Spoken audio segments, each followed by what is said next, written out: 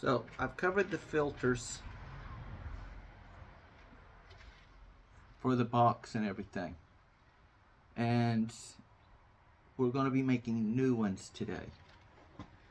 Basically, I'm using a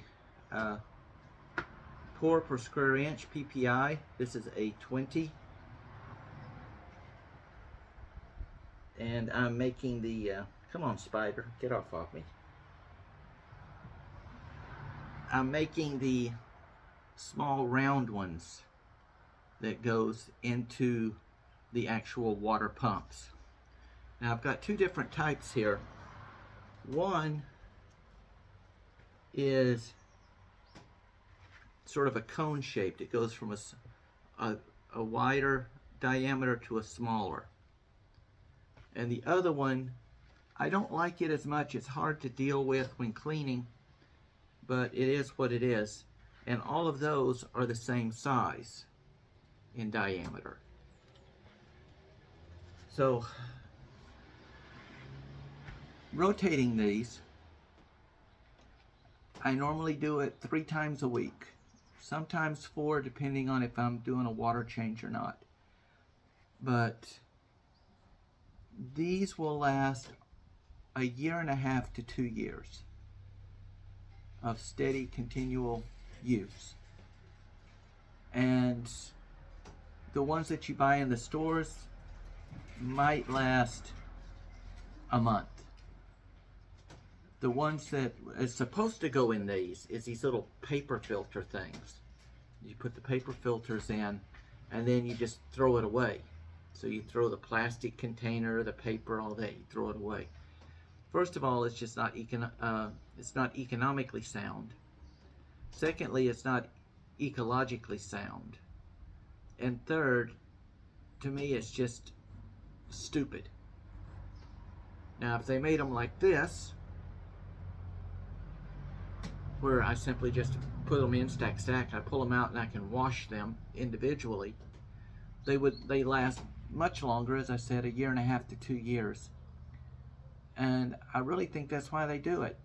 It's cheap, inexpensive, and it keeps you coming back and buying more. For a swimming pool and so on, that may be good, that may be okay. For my stuff, not acceptable. So how we do this? Well, first of all, I did my measurement of my diameter. Then I cut little squares. Then I simply trim off the edges. I mean, it's a high-tech, it's a low-tech solution to a high-tech problem.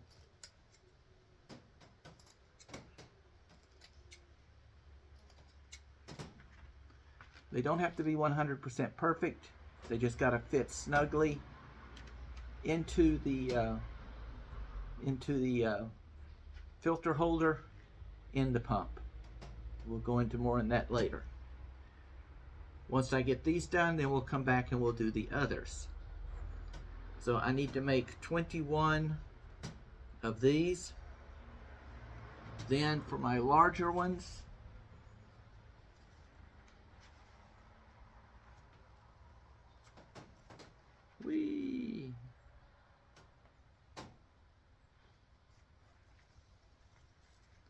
I will need to make,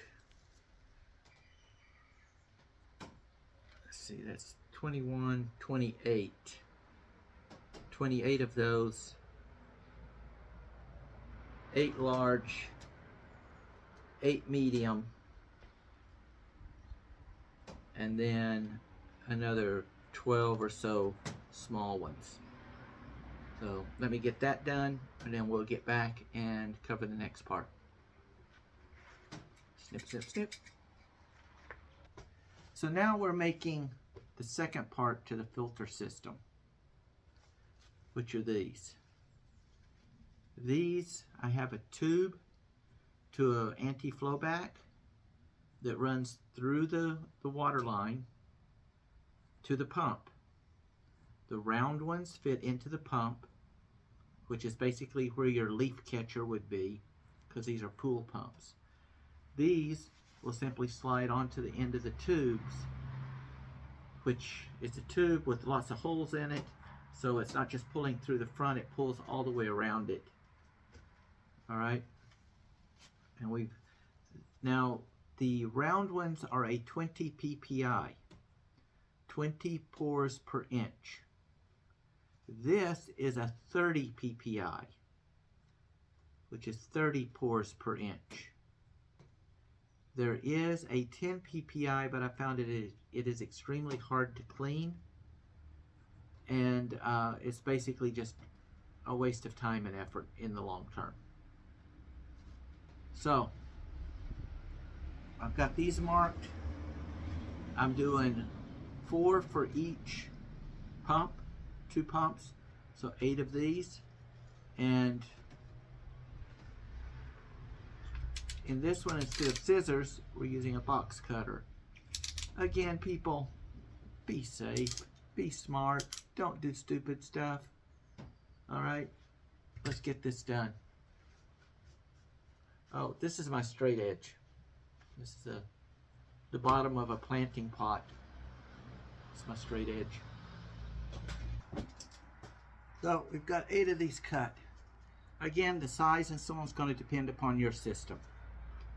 Then what I will do is on one side, about halfway in the middle,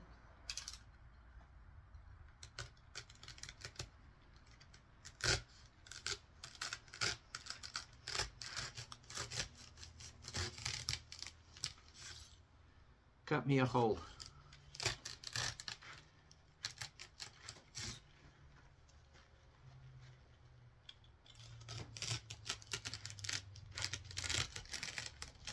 Again, this is country measurements.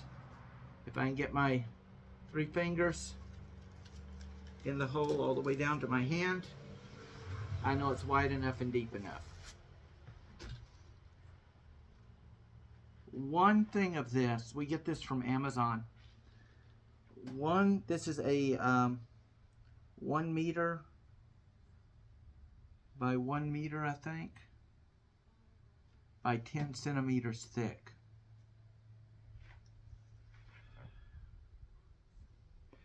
This right here, this one piece for making these, will last me 4 to 5 years. Well, if I was buying the other things that come in and out, they last a month. Do the math. So let me get these cut, and then we'll go into the next part. All right, so we have the sheets. I get them a meter square, and I got a 30 ppi and a 20 ppi. I've cut them and put them in here. I got to trim them up a little bit so they're all even, but otherwise the 30 ppi is on the water inflow. I got 2,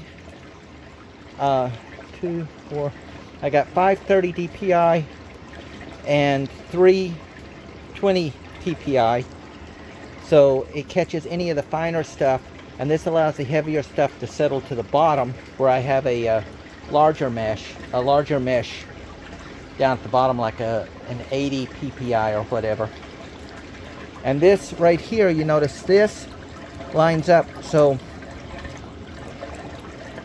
if I do get a backlog, if I don't get a chance to clean it due to a migraine, physical injury or whatever, I still have enough overflow that it's going to drain out and not come out over the top.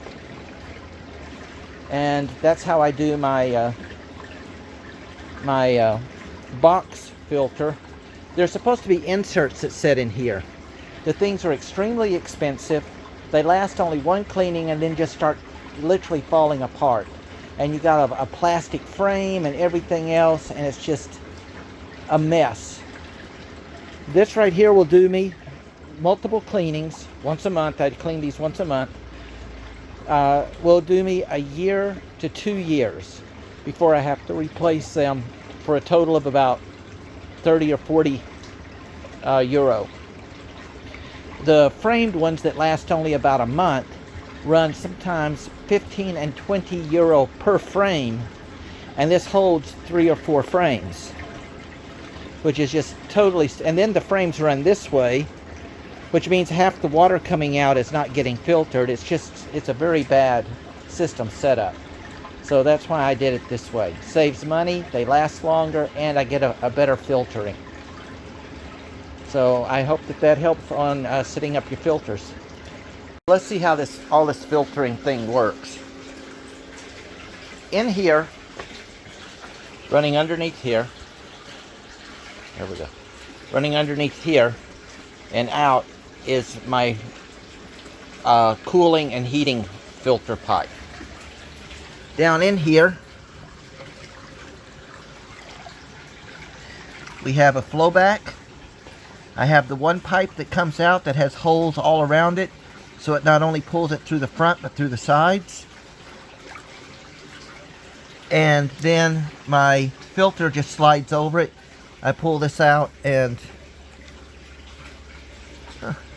there's one of my, I don't know if you can see him down there. It's one of my plecos. Hey guy. Alright, then that's got a backflow stop, because if I need to cut this off or I lose power or something, the water will flow back in, and this thing is a pain in the dupa to prime. They're not really designed for this. They're designed to be coming out the side of a swimming pool. So that's why the backflow. This comes into here. This would normally be your leaf catcher.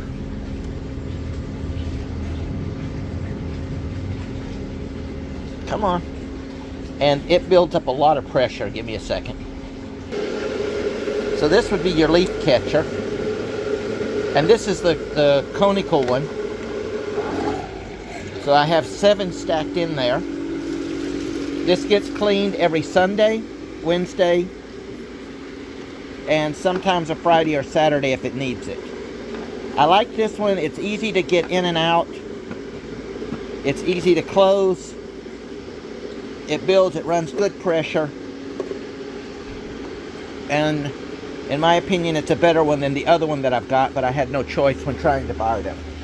It has an on-off switch here.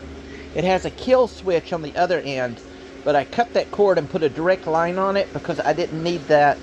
And every time something happened, you have to manually, it was a pain in the dupa. This line runs into my cooling system. If the temperature drops below, if the temperature goes above 26, this is set for 26. So if this hits 26 to 25 Celsius, this kicks on. When it hits 25, it shuts off. This then runs down and into my 2 kilowatt heating unit. The heating unit is set to turn on at 23 and a half, 24, and shut off at about 25. So this will not cut on until 26. This will not, and then it shuts off at 25. This shuts off at 25, but will not kick on until it's 24. This means my water, without these running continuously, because I have a 1 degree difference, so they're not fighting each other. This normally keeps my water temperature at about a 25. Today we're at a 25.1, so it's optimum. Okay, that is, and then this runs back into my water, and it stirs up. I keep it above the water line. I don't want the crayfish coming up and grabbing that and climbing up it, so I have it several centimeters above the water line. The other one, whoops, one of the heavier crayfish has been crawling around.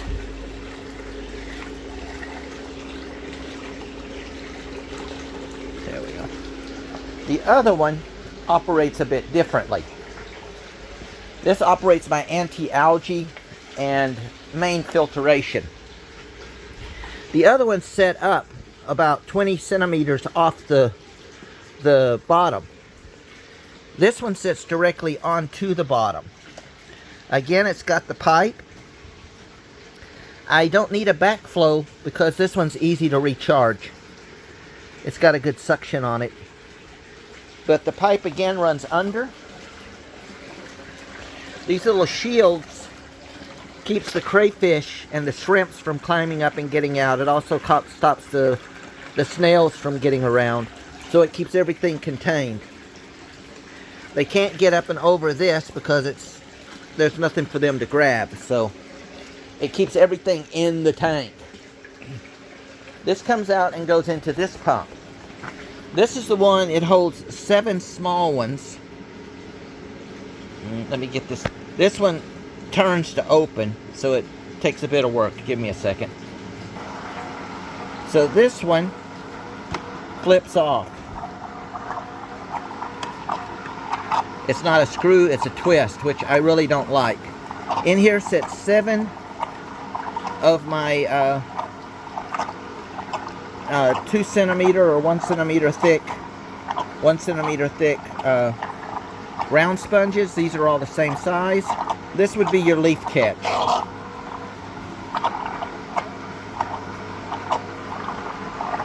Come on.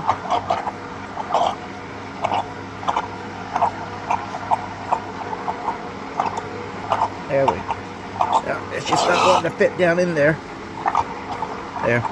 That's another thing. This thing fits in wonky, and if you don't get it right, it will not seal properly. So another reason I really don't like it too much. But then this has to twist. It requires 2 hands. Give me a second. That pulls off of this filter. This runs up. I have a gauge here. I have no way to adjust the water pull on this, so I put this in, and this allows me to adjust it so my my box doesn't overflow. But the first thing it goes into is a UV unit. The UV unit then helps kill and cut down any algae growth. Then it goes into my box unit. It comes back out of the box unit, and I put a nozzle on the end so it cuts down. This causes a swirl that puts more oxygen into the water, and it's not shooting the water out, just stirring everything up. Because my plants need a calm water, but I need the water action here to keep everything oxygenated, and this way I don't have to run oxygen pumps and stuff into it. And that's basically how the filtration works.